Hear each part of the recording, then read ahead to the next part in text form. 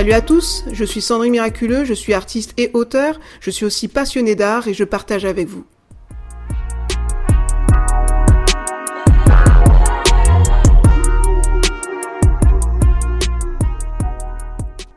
Georges Rouault, l'art contre le confinement.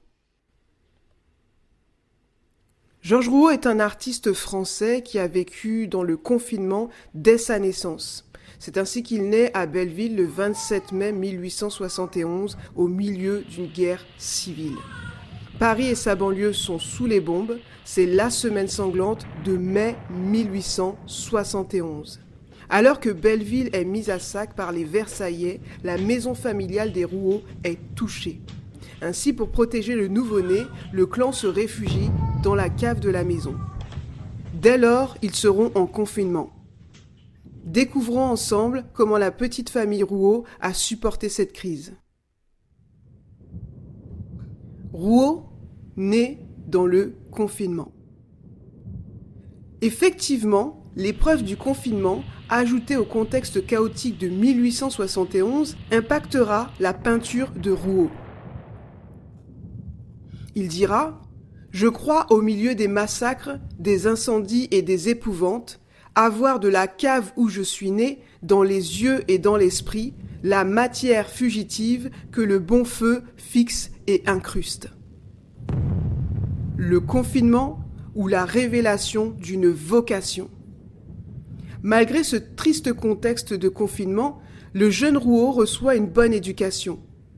Alors que son père est vernisseur de piano, son grand-père maternel est un amoureux des peintures d'avant-garde telles que Manet. Il initie ainsi son petit-fils à la peinture. À l'âge de 14 ans, Rouault entre en tant qu'apprenti chez un peintre verrier tout en suivant des cours du soir aux arts décoratifs.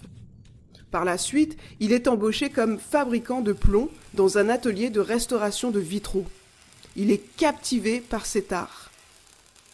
Ces expériences enrichiront ses prochains tableaux. Il remplacera ces rubans de plomb qui ornent les couleurs des vitraux par des épais contours noirs.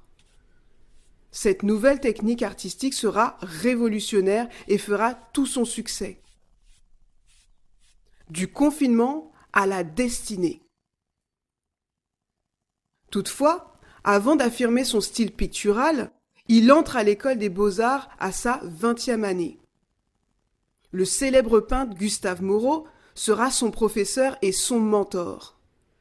C'est lors de cette rencontre divine de 1892 et sur la base d'une amitié fusionnelle que sera bâtie leur relation. Le talent et la sincérité de Rouault feront de lui l'élève favori de Moreau, à tel point qu'il appuiera sa candidature dans divers événements artistiques et ce, malgré ses opposants. Jusqu'à la fin de sa vie, Moreau aura une affection paternelle pour son élève. Bien que Rouault ait été baptisé enfant, il a eu une éducation laïque. Néanmoins, c'est seulement à 24 ans qu'il sortira de son confinement et qu'il fera sa première communion. Et c'est dans cette période qu'il se présente au Prix de Rome de 1895 pour la deuxième fois avec une œuvre intitulée « Le Christ mort ». De même qu'en 1892, avec Samson tournant la meule, le jury le disqualifie. Libre du confinement académique. À l'instar de tous les grands peintres, le style de Rouault détonne avec son époque. Le jeune peintre favorise la couleur ainsi que la matière plutôt que le dessin, plus conformiste. C'est suite à ces deux échecs au Prix de Rome qu'il décide sous le conseil de son mentor de quitter l'école des beaux-arts. Ainsi, il peut exprimer son art plus librement et s'affranchir de tout confinement académique. Durant ces années, hors de l'établissement, Rouault exprime sa foi au travers de son art. Il illustrera les thèmes comme le Bon Samaritain en 1895, le Christ mort pleuré par les saintes femmes en 1897, etc., etc. Tel un visionnaire, Moreau dira à Rouault « Vous aimez un art grave et sobre, et dans son essence religieux, et tout ce que vous faites sera marqué de ce sceau. » Chaos versus foi. Néanmoins, en 1898, 2 événements tragiques s'abattent sur le jeune peintre. Gustave Moreau meurt et les parents de Rouault partent à Alger rejoindre leur fille devenue veuve. Livré à lui-même, face à une solitude pesante, le peintre se tourne de nouveau vers le Seigneur. Cette fois, il se retire en confinement dans une abbaye pour se rapprocher de Dieu. Après son séjour, il se convertit définitivement au christianisme. Durant les années qui suivront, il nouera des amitiés profondes et durables avec des artistes chrétiens dont l'écrivain et critique d'art Huysmans, l'écrivain Léon Bloy, ainsi que le couple philosophe Jacques et Raïssa Maritain. Rouault, un artiste révolté. Bien que cette retraite de 1901 fût salutaire pour l'artiste, il émerge de son confinement spirituel et entre dans une période de révolte picturale. Son art contestataire tend à s'associer à la pensée des fauves et des expressionnistes. Cependant, Rouault reste un inclassable. Contrairement aux fauvistes, qui privilégient la violence par des couleurs vives, le peintre coloriste a un message fort qu'il représente avec sévérité.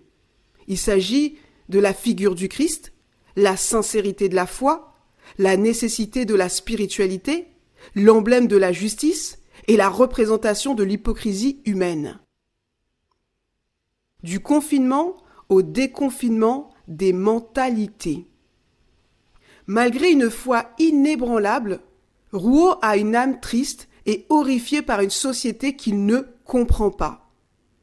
C'est d'ailleurs dans cette période sombre qu'il pose ses regards sur un sujet tabou, la prostitution. Il traite ce thème de manière originale.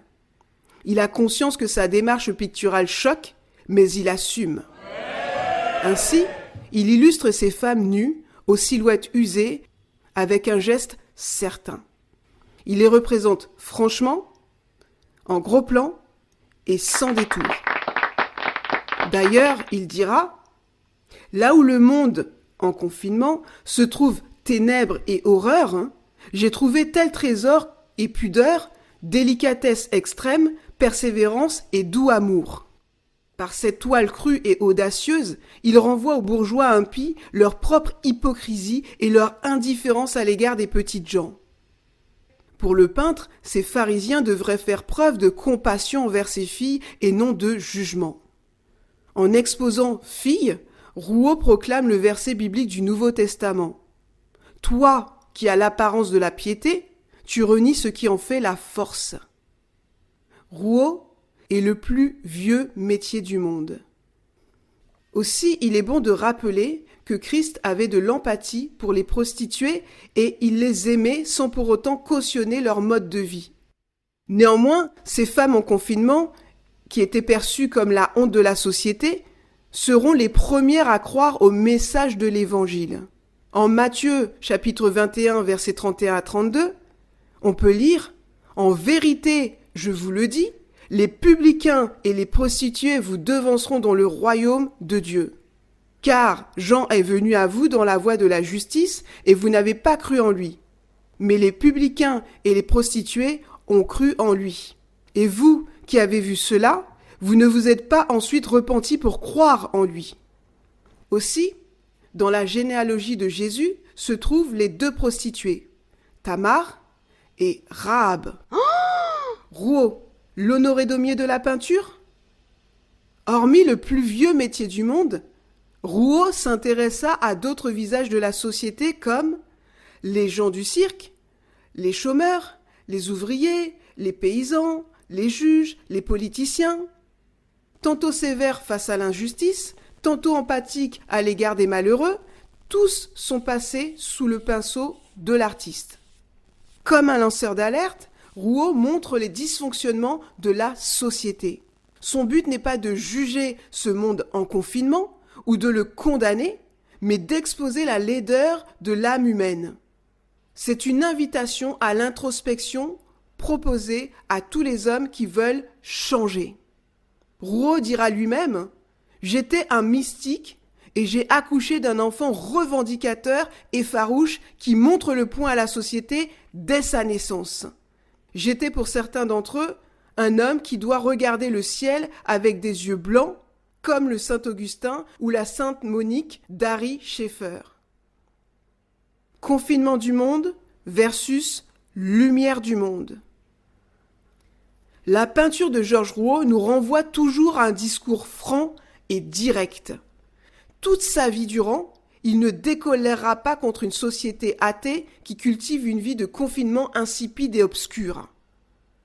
En sachant qu'à chaque acte de cruauté, d'orgueil, d'obscénité dont ces hommes et ces femmes font preuve, ils font le choix de la mort, donc du péché, et non de la vie éternelle, donc du salut.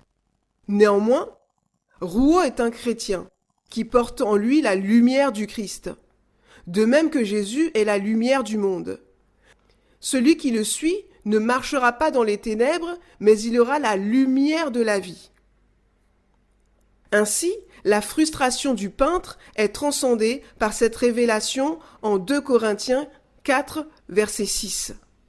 Car Dieu qui a dit « La lumière brillera du sein des ténèbres » a fait briller la lumière dans nos cœurs pour faire resplendir la connaissance de la gloire de Dieu sur la face du Christ.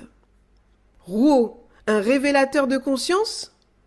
Comme tout chrétien qui se doit, Rouault vivait le passage des Actes 13, verset 47. Car ainsi nous l'a ordonné le Seigneur. Je t'ai établi pour être la lumière des nations, pour porter le salut jusqu'aux extrémités de la terre. Et c'est en cela que le peintre ne peignait pas pour condamner les croyants, mais pour les orienter vers la repentance. Rouault avait la foi dans le rachat de l'humanité par le Rédempteur.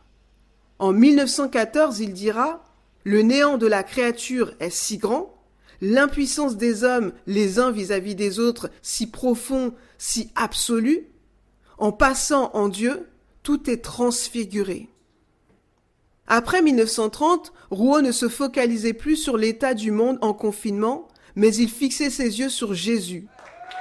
Il avait enfin trouvé la paix en lui. Quelques années plus tard, il déclara ceci. « Au fond des yeux de la créature la plus hostile, ingrate ou impure, Jésus demeure.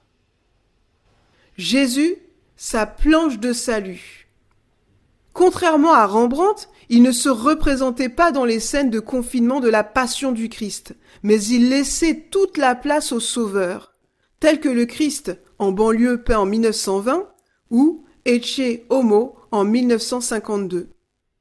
Rouault fut un artiste très controversé. Malgré la violence et la puissance de ses créations, son œuvre est restée profondément chrétienne. On y trouve un équilibre entre la virulence et la sensibilité. Toute sa vie, il est resté fidèle à Dieu, à ses valeurs et à la mémoire de son mentor, dont il dirigea un temps le musée Gustave Moreau.